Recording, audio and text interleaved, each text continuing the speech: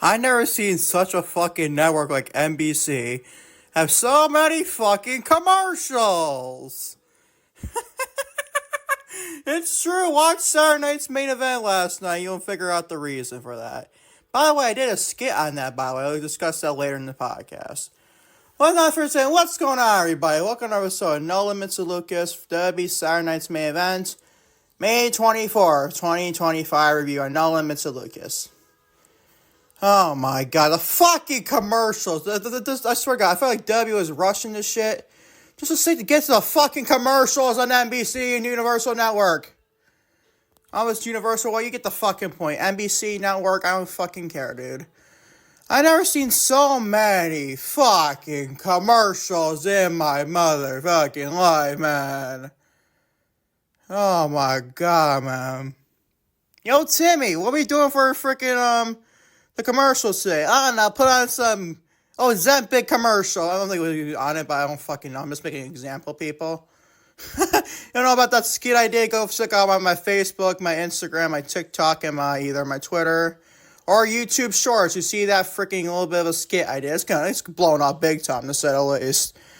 It's going big. There's so many views, man. Shout out to all the YouTube short people and everything. Shout out to YouTube people watching YouTube this podcast. About go follow all my social media. Twitter, Lucas Eon. Instagram, Lucas Eon. Twitter, Facebook, No Limits to Lucas. TikTok, No Limits to Lucas. And Patreon.com/No Limits to Lucas. Oh, man. By the way, on YouTube, you're watching on YouTube, leave a like and a subscribe button below. Also turn the bell for open notifications. Even comment on this video. What do you think of the commercial Saturday Night's Main Event for May 24, 2025? And also watch on Spotify. Leave me a rating on Spotify. It may get your podcasts is. Let's get into your review, shall we? A little freaking voice crack there. Good, lovely. And my uncle, my watch is a creator. What do you want me to say, people? What do you want me to say? Let's get in your Saturday Night's Main Event review, shall we? It's your freaking bike blazing on my street already. Oh my god, 2.5 minutes on this recording. You can't make this shit up. The only highlight to this was the opening match. Bron Breakker and Seth Rollins defeat Sami Zayn CM Punk, thanks to Bronson Reed returning to taking out Punk and joining forces with Rollins, Breakker, and Paul Heyman. People might say I'm here, Lucas, you're going to complain about this, right? Nope, I'm not going to complain about it whatsoever. Do I have my concerns about Bronson Reed, like joining forces with Seth Rollins after last year? He gave Seth Rollins 6 tsunamis? Maybe. Yes, I do a little bit. But then again, Rollins forgave him. So he finally come Monday Night Raw for tomorrow night. So we're going to discuss that. None of those freaking Bronson Reed team up with Bron Breakker and Seth Rollins. And join forces with Seth Rollins and Paul Heyman. That's going to be a freaking great storytelling there. Other than that, this is your favorite, basically your highlight. Other than also Cody Rhodes' return at the main event smash, we can discuss in a minute. Not for because Zelina Vega, who had a not great night last night. She was botching a lot, man. She had definitely had an off night. Defeats Chelsea Green to retain a WWE Women's United States Championship. In a boring botch fest mess. I might be jealous it was great somehow, honestly. But I'll be honest, man. As an honest Zelina Vega fan, she was not in her best game whatsoever last night. I think she needs to stop doing that 6'9", in all honesty. That's just not for her to do, in all honesty. I know she can do it. She's small enough to do it like Rey Mysterio, but you get the point. Listen, John Cena defeats R-Truth in a very disappointing match, I felt. I did like R-Truth coming out and yell at John Cena, basically. That looked freaking hilarious as fuck. We love it. We love Ron Killing / R-Truth in this podcast, man. We're going to discuss that. Listen, Damian Priest defeats Drew McIntyre inside of a steel cage. I'm yet to record a YouTube short about this because Drew McIntyre, I believe, is going to be out for a little bit. I'm taking a little bit of a break, per se. So we'll discuss that in YouTube shorts, as I say, so stay tuned for that. This steel cage match was something I absolutely fucking hated the finish, though. Which Damian Priest, I'm discussing this segment below, but Damian Priest not cost himself the match, but he ended up doing he escaped the fucking cage. On what goddamn planet a babyface like Damian Priest should be escaping the cage by the fucking door? The entrance door. How fucking stupid does that look? Unbelievable. Let's discuss that. Also, John Cena, we'll get to him in a minute. Also, Jey Uso defeats Logan Paul in the main event to retain the WWE World Heavyweight Championship. Thanks to Cody Rhodes helping out Uso after John Cena. Clip on my notes here. After John Cena got involved, and after the match, Rhodes challenged Cena and Paul to a tag team match and Money in the Bank. The only other highlight is Cody Rhodes coming on the show. I didn't even care for a Jey Uso and Logan Paul match at all. Because they fucking rushed it for the commercial. For the commercial. For the next commercial. For the next commercial. For the fucking next commercial. Unbelievable. It's NBC. I thought Fox was bad with her network standpoint for wrestling. Oh boy. NBC said, hold my fucking beer. Oh my god, man. It was fucking brutal with the goddamn commercials last night. I can't. And they cut Cody Rhodes exactly right off the end and in this promo. Nothing to breathe. I thought I was watching Dynamite. Oh my god, man. We'll discuss this all in today's podcast. Guy Joe, maybe it's always going to say it's this week's or this special's WWE Saturday Night's main event for May 24th, 2025 review on No Limits of Lucas. Let's start with the good, shall we? Starting off with, you guys see Bron Breakker and Seth Rollins. Whatever the group is called now, I don't know. We wait until probably on Monday Night Raw to discuss that. Bron Breakker and Seth Rollins defeat Sami Zayn CM Punk thanks to Bronson Reed returning and taking out Punk through the barricade. Yes, he did take a little bit like a mini tsunami, but until Punk was standing up, obviously. And he put Punk through the freaking barricade. I thought that was a freaking brilliant spot. And joining forces with Seth Rollins, Bron Breakker, and Paul Heyman. But you know, this is the best grade in the show. Honestly, what we got in the main event, even though Cody Rhodes did return, I don't see the main event with this. Still, even with Cody Rhodes returned to though. Literally. This is the highlight of the fucking show. I know Cody Rhodes is their biggest star in the company, not named Roman Reigns. He can never use bigger than Roman Reigns. But still. He's not like he was gone for like a Roman Reigns like last year. It's not like he got that long. But still. This is a freaking great. This was freaking great. I like the match big time. I actually love Bronson Reed joining forces with Bron Breakker and Seth Rollins. Does it make for a little bit weird to have Bronson Reed after giving 6 tsunamis to Seth Rollins last year, just nonetheless? Join forces with Rollins? Yes, kind of. I understand your point there. We shall wait to come Monday Raw on Netflix this Monday, see what their explanation is. Remember, they need to explain this stuff. I think they will, the forces involved with Paul Heyman since Seth Rollins. And also, you're all great for this tag team match to start the show because you're not giving an A-. Best grade by not even close on the show. Look, other than Cody Rhodes returning, even that got sabotaged with the fucking commercials.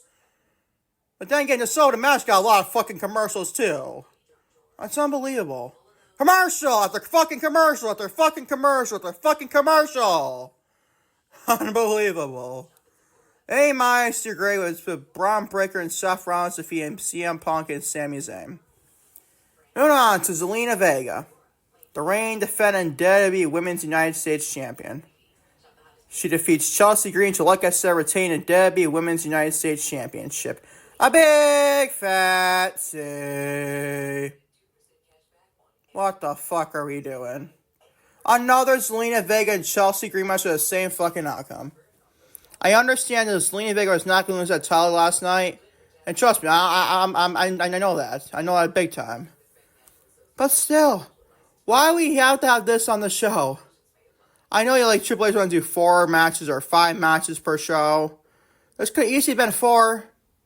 Easily. It's our 2-hour fucking show of fucking commercials. You can't even pick another fucking match on here. It's unbelievable.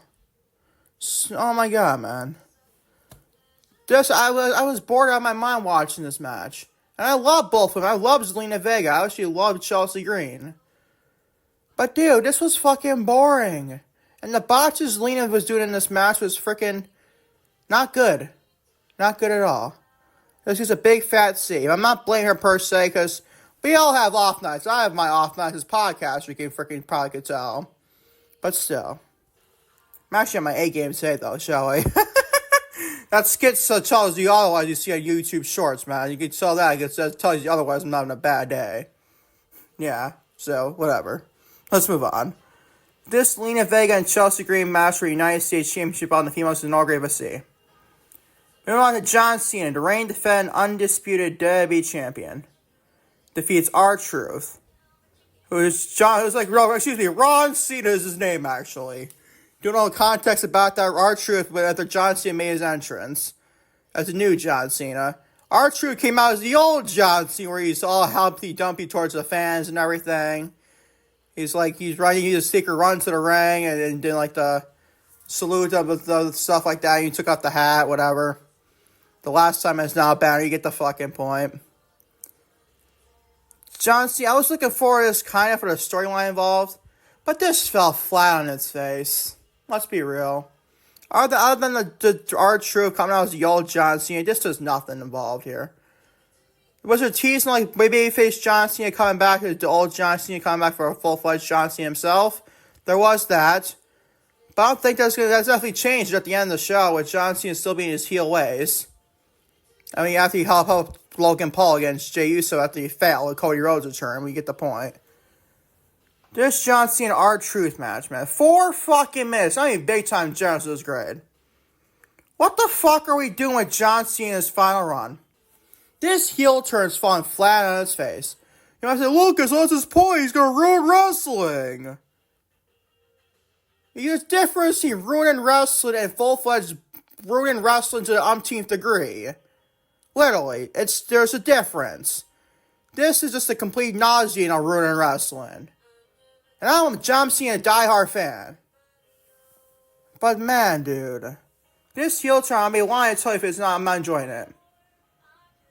Was it too little too late? Of course it fucking was. You should have turned years ago, like 10 years ago. Fuck me, even 20 years ago. But man, this is falling flat on its face. You can thank The Rock and Triple H for this. The Rock was supposed to be involved with this John Cena heel turn, but he just said bye-bye, and Triple H is not helping his favorites at all either. He gets no scot-free in this involved. He has not booked the heel turn good whatsoever either. But my god, man. This gets a C+. Not being generous, only because I enjoyed the R-Truth coming out as the old John Cena. That was fucking hilarious, only because R-Truth's a comedy genius. C+ is a grade. Not being big time generous with that one. The match is like 4 minutes at tops. Moving on, Damian Priest. He defeats Drew McIntyre inside of a steel cage. This gets a B. It might be being generous of the fucking outcome we got here. I was expecting Damian Priest to win here, like I said, pre predictions on the SmackDown review. Go check that out. But dude, the way Damian Priest won this match is what a babyface should not fucking do in a steel cage match. Escaping the door. And you should have seen Jesse Ventura on commentary. He was ran the fuck out of this. He did not like this, and I couldn't fucking blame him one bit. Michael Cole was trying to justify it, but I don't know what the fuck he was smoking, whatever, dude. But, dude, like, what the fuck are we doing here? Damian Priest escaping the door inside the steel cage. Technically, that's a win, I get that. But he's a fucking babyface. If he was going to escape the cage, he should went over the fucking cage. A babyface way should do. No, he goes outside the fucking doorway. What the fuck was that fucking logic there, Triple H? Like, what the fuck was this event last night? Full of commercials, and logic gaps, and bizarre things, to say the least, and botches and whatever. This gets a B. Not B me being generous with that fucking great, to say the least. But man, like, seriously, this is my, and by the way, salute to Drew McIntyre taking on Concerto. That looked freaking brutal, and even Damian Priest, I know Concerto's happening in a lot of professional wrestling, especially with Cope involved. But still, like, that was freaking very good from that spot. I like that spot more in the fucking match itself, literally, I kid you not. But this match is a freaking B. It's not bad per se, it's probably the better of the last ever since the opening match, but still. Moving on to your main event, shall we? After the twirly one different fucking commercials! Oh my god, man. I'm never gonna let that slide. I'm just not. As a wrestling podcaster, content creator, trust me, I like ads. It gives you a lot of money in the long run. I know what that thing is too. But I'm a fucking content creator. These guys and gals at NBC and Debbie in general get so much money as it fucking is. Like they need for more fucking money. Let's be real. Moving on to your main event. Jey Uso, the reigning defending WWE World Heavyweight Champion, defeats Logan Paul in the main event to retain, like I said, a WWE World Heavyweight Championship. Thanks to Cody Rhodes making his return, helping out Uso after John Cena. Remember, backstage, we'll discuss that after that, with John Cena getting involved. And after the match, Rhodes challenged Cena and Paul to a tag team match between Rhodes and Cena and Jey Uso as well at Money in the Bank. This gets a B. They rushed the living shit out of this main event for another fucking commercial. Literally, I kid you not. They literally rushed this fucking shit. They gave Cody Rhodes no time to breathe when he made his return. Like, seriously, man, I was all for Saturday night's main event being coming back to WWE. But NBC, they are freaking ruined this big time. Between that and WWE Creative in general, with the commercials and the lack of fucking big time matches on here. I mean, yeah, I get it. So many fucking commercials. But this was so fucking rushed. For another fucking commercial, nonetheless. Like, can we just have Cody Rhodes return, I don't know, maybe a Money in the Bank? I mean, I'm trying to match a Money in the Bank. You could have actually saved this for SmackDown and better off for SmackDown than me fucking for Saturday night's main event. I know NBC is better than freaking USA Network. I get that. But still, bro. Who the fuck, like, seriously, this was so fucking rushed. You're better off saving this for SmackDown, even Raw on Netflix this week. You could have done on Raw on Netflix this coming Monday. Why'd you save it for this one? Always me get rushed. I don't understand it, bro. Well, because John Cena is not advertised for Raw? That's your problem then, WWE. Not our fault. Oh my god, man. This gets a B. Another fucking basic grade other than the opening match. Unbelievable. Why? It's like seriously. Everyone wants to slam AEW for Battle of the Belts, so I understand that AEW Battle of the Belts are a complete utter afterthought now. It's like basically the new version of Rampage every now and again. But Saturday night's main event, it's like basically heading towards like WWE main event almost. It's obviously better than WWE main event. But it's just similarities to it, to a point. There's similarities to a point. But still, man. This gets a B. It's good to see Cody back, trust me. If anyone John Cena needs some fucking credible contenders right now for an undisputed WWE Championship. I know he had Randy Orton at Backlash. Now it's freaking great. I enjoyed that big time. But still, ever since Randy Orton, what the fuck are we doing? We need more John Cena back on our television more and more as well, too. But this gets a B for your main event.